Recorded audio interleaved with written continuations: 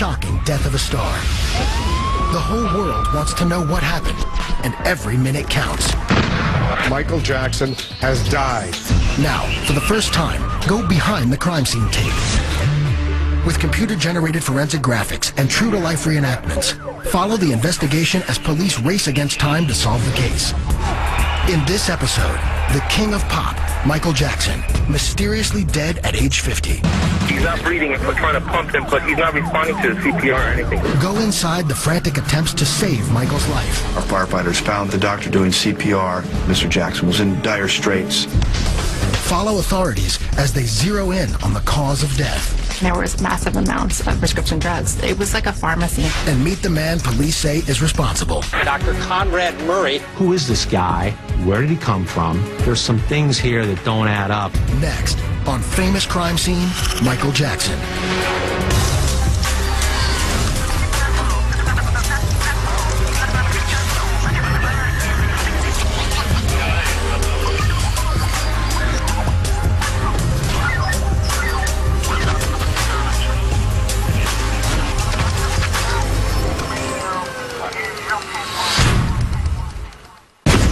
June 25th, 2009, Staples Center, Los Angeles, just after midnight. Michael Jackson finishes up a long rehearsal for his This Is It comeback shows, which kick off in less than 3 weeks. This is the final curtain call. Michael then returns to his rented mansion in the Holmby Hills section of LA. At about 1:30 a.m., he goes to bed.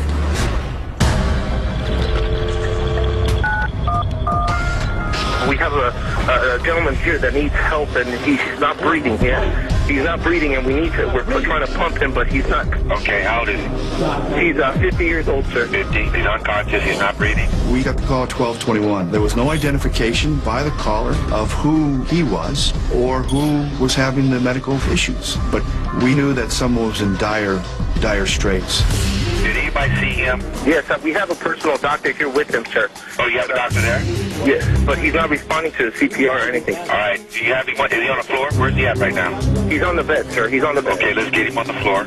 Okay, let's get him on the floor. CPR should be conducted on hard, firm surfaces, but there was a physician in the room that was doing CPR on the bed. A hard surface is critical for proper CPR, so the patient's heart can be compressed effectively between the breastbone and the spinal column. When Michael's given CPR in his bed, he's simply being pushed down into the mattress. The compressions can't squeeze his heart enough to pump blood to the brain and other organs. The biomechanics of CPR are very straightforward. How or why a physician might not know that I can't comment on. LAFD Rescue Ambulance 71 arrives at 100 North Carrollwood Drive. At 12:25, we were on scene. Firefighters were led in and then led to the room where the patient was located. Our firefighters found the doctor doing CPR. Turned out to be Michael Jackson. Doc, what do we have? Patient's unresponsive. These are experienced emergency providers. I think it became very apparent to our personnel that this individual was down probably for quite some time. The paramedics perform CPR and other life-saving measures in hopes of a miracle. EMTs on scene do uninterrupted chest compressions with supplemental oxygen. They administer drugs like adrenaline. They insert an endotracheal tube with 100% oxygen to provide rescue breathing. But unfortunately, a pulse is never restored. It's clear that Michael Jackson is dead. The reality is, after 20 minutes on scene with both basic and life support interventions ongoing and failure to return a pulse, it's pretty much a foregone conclusion that resuscitation is going to be unsuccessful. Although paramedics in this situation might normally pronounce a patient dead at the scene, Michael's personal physician insists on further treatment. The doctor said, take him to the hospital. What apparently he was doing was saying, he didn't die on my watch. By getting him to the hospital, let somebody else pronounce him dead. Meanwhile, the scene outside Michael's mansion begins to attract attention. Onlookers realize something is amiss. When I arrived about 12:40, the ambulance was inside the gates. There was a fire truck that was parked out on the street. I was doing video and I could see the call screen and it said 50-year-old male not breathing. At a certain point, I could see the paramedics exiting the house with a stretcher. I moved closer to the gate. It was a difficult shot to get, but I could see that it was Michael. I was driving my tour. All of a sudden, I heard a reverse signal. Could see the paparazzi running towards the ambulance, and it was chaos. Right or left? Right or left?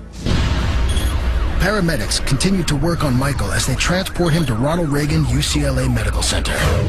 With the paparazzi now trailing them, paramedics first turn west on a winding 1-mile stretch of Sunset. Then Hillgard, LeConte, and 2 more quick turns to reach the ER loading zone. The 2.7-mile trip takes 8 minutes. ER doctors work furiously to revive Michael. Though it seems hopeless, they refuse to give up on the megastar. Clear. But nothing works. Simultaneously, at about 1:30 p.m., the world gets word that Michael Jackson has suffered cardiac arrest and is in critical condition. Very few realize he is already gone. The first report that came in was from TMZ that said that Michael Jackson has suffered a cardiac arrest. Everyone was in shock. Michael Jackson suffered cardiac arrest and is now in a coma, literally struggling for his life. I got a phone call from Randy Jackson telling me that they had taken his brother Michael to the hospital, and he just says, "Brian, it's bad. Meet me there." Family members were arriving, so you had all this grief and anguish unfolding, and within 30 minutes, hundreds of fans started to show up at that hospital. And we were all waiting on word. Both the Los Angeles Times and CBS News are both now reporting that Michael Jackson has died. My brother, the legendary king of pop, Michael Jackson, passed away on Thursday, June 25th, 2009 at 2:26 p.m. It is believed he suffered cardiac arrest in his home. I was wanted to see him in concert. It's not fair that he's... At 10 a.m. on June 26th, the autopsy of Michael Jackson begins. 3 hours later, LA's chief medical examiner issues a statement. There was no indication of foul play. The medical examiner has ordered additional testing. Those tests will take approximately 4 to 6 additional weeks. With all signs pointing to a prescription drug overdose, the focus remains on Michael's private physician, Dr. Conrad Murray, who is still missing. The reason why they were unable to find Dr. Murray is plain and simple. Murray was already contacting lawyers to represent him and to plan his strategy. The following day, Murray and his lawyer agree to meet privately with detectives to give his statement. He laid out everything that had happened, not just that day, but in the 6 weeks leading up to Michael Jackson's death. He said that Michael Jackson had told him that he regularly used propofol and needed it to fall asleep. And Dr. Murray had been giving him quantities of it every night for 6 weeks, and then became concerned that he was becoming addicted to it. So that night, he had essentially given him substitute. Though his lawyers will later claim Murray made unspecified mistakes recounting his timeline, this is what he tells police. Starting at 1:30 a.m., he gave Michael a Valium. 30 minutes later, Michael was still awake, so he administered the sedative Ativan via IV. For the rest of the night, Murray alternated between doses of Ativan and another sedative, Versed, every few hours. Still, nothing worked. And then at that point, they had said that Michael Jackson asked for what he called his milk. And at about 10:40 that morning, after much begging and pleading, Dr. Murray had relented and given him a dose of propofol. Murray says he gave 25 milligrams diluted with lidocaine. It went straight into Michael's IV, and finally, he fell asleep. Murray explains that he continued to monitor Michael for roughly 10 minutes before heading to the bathroom, and that he was out of the room for 2 minutes maximum. You do not leave a patient who's on propofol. If something goes wrong with their heart or their breathing or whatever, you're there. To go to the bathroom for a few minutes is just mind-boggling. But evidence suggests the doctor was out of the room far longer than 2 minutes. Murray's cell phone log, which detectives later obtain, shows that from 11:18 a.m. to 12:05 p.m., Murray was on the phone with 3 separate callers, totaling 47 minutes. Investigators are wondering, why is he on the phone 3 different times? We believe that he called his office in Houston, he had a girlfriend in Santa Monica, or his office in Las Vegas. Murray says that once he returned to the room, he found Michael not breathing. That exact time is still unknown. He then immediately started CPR and administered 2 milligrams of the anti-overdose medicine Annexate. Annexate counteracts specific drugs by blocking the brain receptors they affect, allowing those receptors to return to their usual state, When successful, sedation is reversed and the brain resumes a normal level of activity and consciousness.